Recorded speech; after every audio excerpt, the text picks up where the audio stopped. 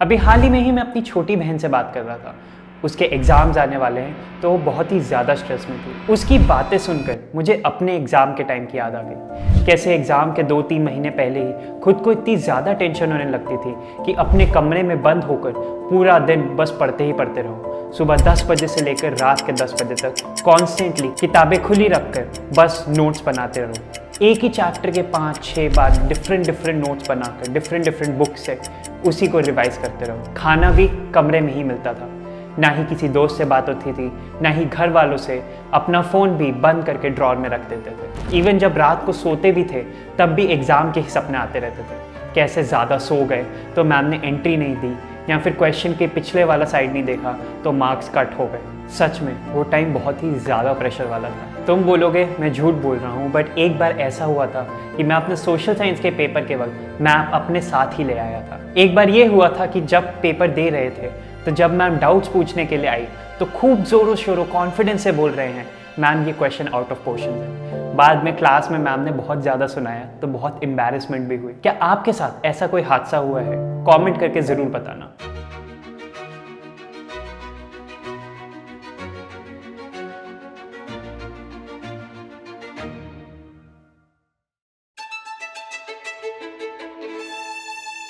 Visualise करो, desk की चूचों के अलावा वहाँ पर और कोई आवाज़ नहीं है।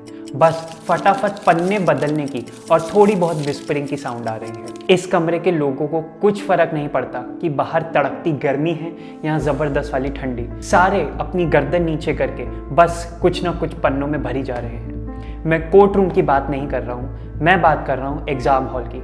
और ये जो पन्ने भर रहे हैं वो है शीट्स ऑफ होप, क्योंकि इस पन्ने से बहुत सी उम्मीदें जुड़ी हुई हैं। ये मार्क्स का जो क्रूअल अरिथमेटिक है, इसने इंसान को बस एक नंबर तक सीमित करके रख दिया है।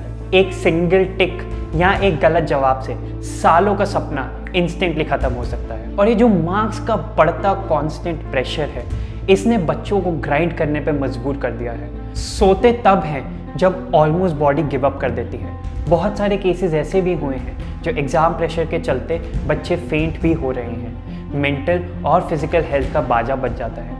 रिलेशनशिप्स यहाँ तो स्ट्रेन हो जाती हैं या ख़त्म हो जाती है। ऐसा बहुत बार आपने देखा होगा। सब कुछ बस अगले टेस्ट तक सिमट के रह जाता है। और इन्हीं एग्ज़ाम्स के आसपास इतनी मजबूती से अपनी उम्मीदें, अपने सपने जुड़ जाते हैं कि जब एक्सपेक्टेड रिजल्ट नहीं आता तो बस एक हॉलो एको बन के रह जाता है। हर तरफ बस यही सुनाई देता है, you are lost, you are a failure. But here's the truth, life एक मल्टीपल चॉइस क्वेश्चन नहीं है जहाँ पर एक टिक से पूरा प्रॉब्लम सॉल्व। बहुत सारे ऐसे कॉम्प्लेक्स फैक्टर हैं जो हर प्रॉब्लम को इन्फ्लुएंस करते हैं। और यही बात जब तक हमें समझ में आती है तब तक बहुत ज़्यादा देर हो जाती है। इन मार्क्स को भले अपनी लाइफ का कॉमा बनने दो, बट कभी भी इन मार्क्स को, इन नंबर्स को अपनी लाइफ का फुल स्टॉप मत बनने देना। एक टाइम ऐसा था जब फर्स्ट डिवीजन आने पर भी पूरे मोहल्ले को पता चलता था, बट अब 100% is also the new normal. But ऐसा हो क्यों रहा है? कॉलेजेस की कट ऑफ इतनी ज़्यादा हाई हो रही है कि दिल्ली यूनिवर्सिटी की कट ऑफ 100% भी गई है कुछ कोर्सेज के लिए। ये CUET के आने के पहले की बात है, जब कोविड टाइम चल रहा था। इवन जब मैंने एक मुंबई के कॉलेज में अप्लाई किया था साइकोलॉजी पढ़ने के लिए, तो उनकी जो कट ऑफ थी वो 99% थी। जो सेकेंड मेरिट लिस्ट का सबसे आखिरी बच्चा था, उसके मार्क्स भी 98.4% थे। अब इतनी ज़्यादा कट ऑफ जा रही हैं तो आखिर एक 95% स्कोर करने वाले बच्चे भी कैसे एडमिशन ले पाएंगे? तो अगर अपने मनपसंद कॉलेज में एडमिशन लेनी है तो 98 या 99% मार्क्स तो लाने ही पड़ेंगे। अगर इंजीनियरिंग करनी है तो IIT से करेंगे, डॉक्टरेट करनी है तो एम्स से करेंगे, और MBA करनी है तो IIM से करेंगे। अब इतने बड़े सपने अगर लिए हैं तो बेस्ट तो बनना ही पड़ेगा। लेकिन हर कोई 100% नहीं लेके आ सकता। ऐसे बहुत सारे बच्चे होंगे जो अच्छे मार्क्स के बावजूद भी उनको एडमिशन नहीं मिल पाएगी।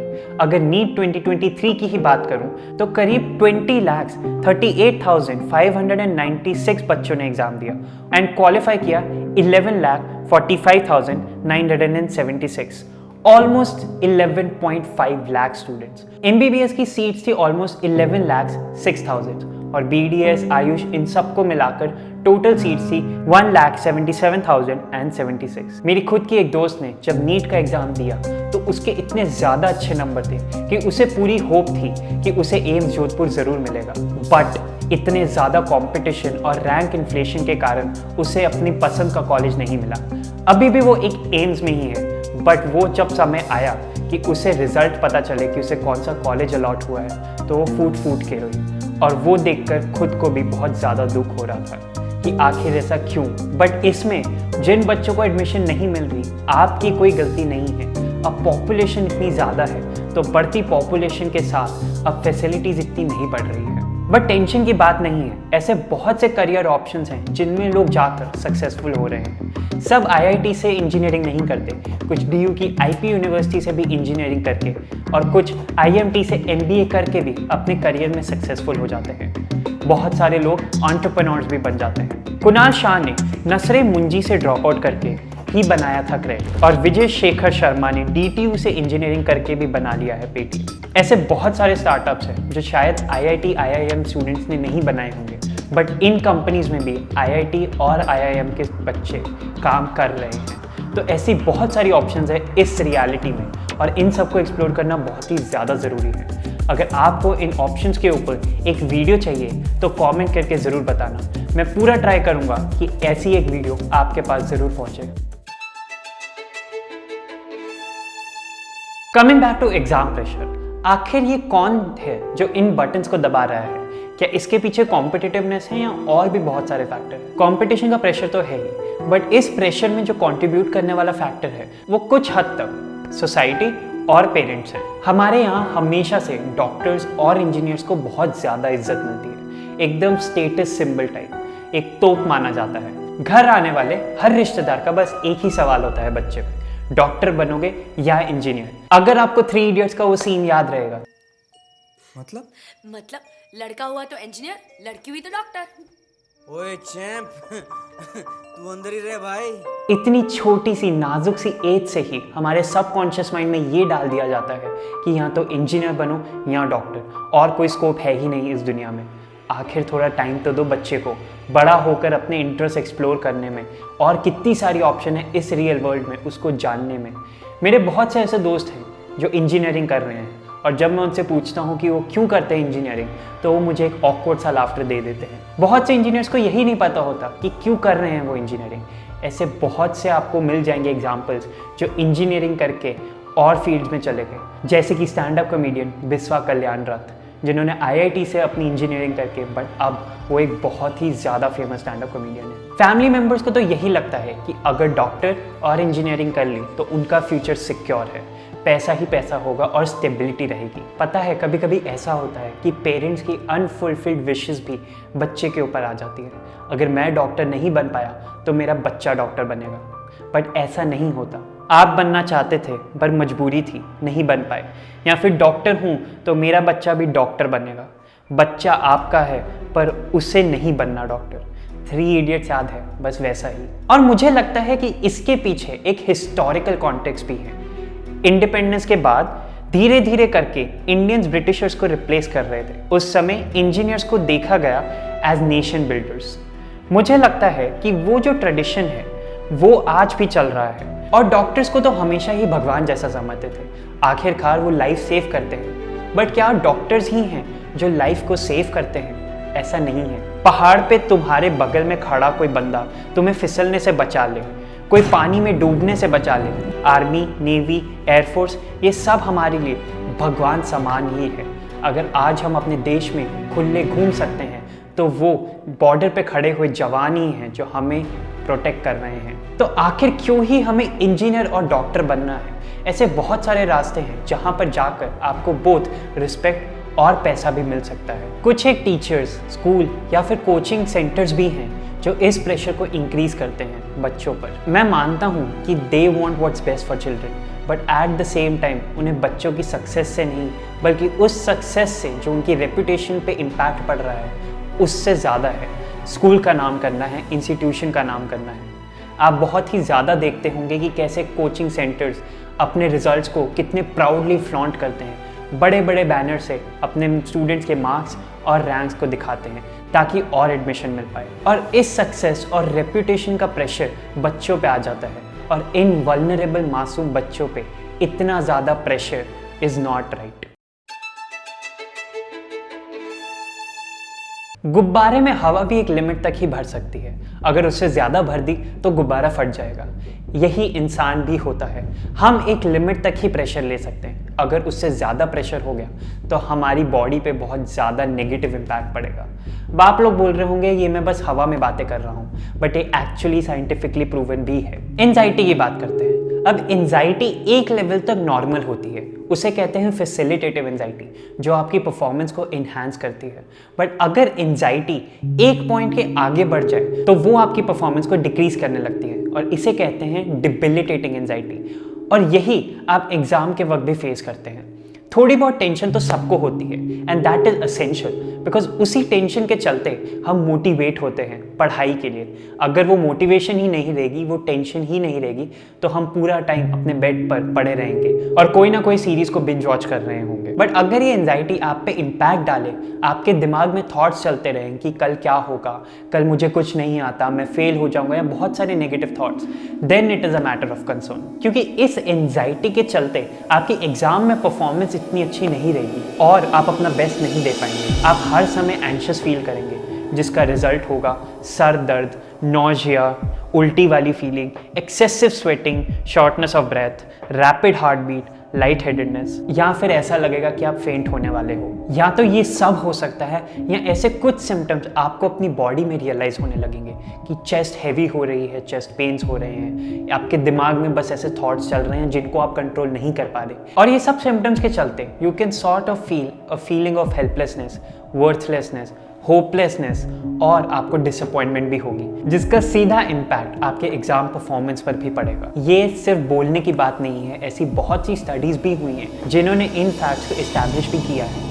DSM की कैटेगरी भी एंजाइटी डिसऑर्डर्स पर हैं, जिनमें ये सब सिम्टम्स भी मेंशन हैं। ये जो एग्जाम स्ट्रेस है, ना ही ये मेंटल पीस को इम्पैक्ट करता है, बल्कि डिप्रेशन भी लाता है। इस पर जो पब्लिश स्टडीज हैं, उनके according 30% of high school kids experience depression. World health organization या WHO की एक रिपोर्ट के अकॉर्डिंग कि फीलिंग ऑफ एक्सेसिव गिल्ट और low self worth, hopelessness about future और थॉट्स अबाउट डाइंग और सुसाइड भी डिप्रेशन के सिम्टम्स हैं। इन सब स्टडीज के लिंक मैं डिस्क्रिप्शन में दे रहा हूँ, तो ज़रूर देखिए उसे। अगर एकेडमिक प्रेशर और सुसाइड की बात हो ही रही है, तो पिछले कुछ सालों में ऐसे बहुत से केसेस आए हैं जिनमें ना ही वो स्टूडेंट्स जो एग्ज़ाम दे रहे हैं, बल्कि इंजीनियरिंग और मेडिकल स्टूडेंट्स के सुसाइड केसेस भी आए हैं। NDTV के एक आर्टिकल के according union ministry of education का कहना है कि 2018 से लेकर 2023 तक IITs, NITs, IIMs जैसे और भी यूनिवर्सिटीज़ में almost 98 students died by suicide.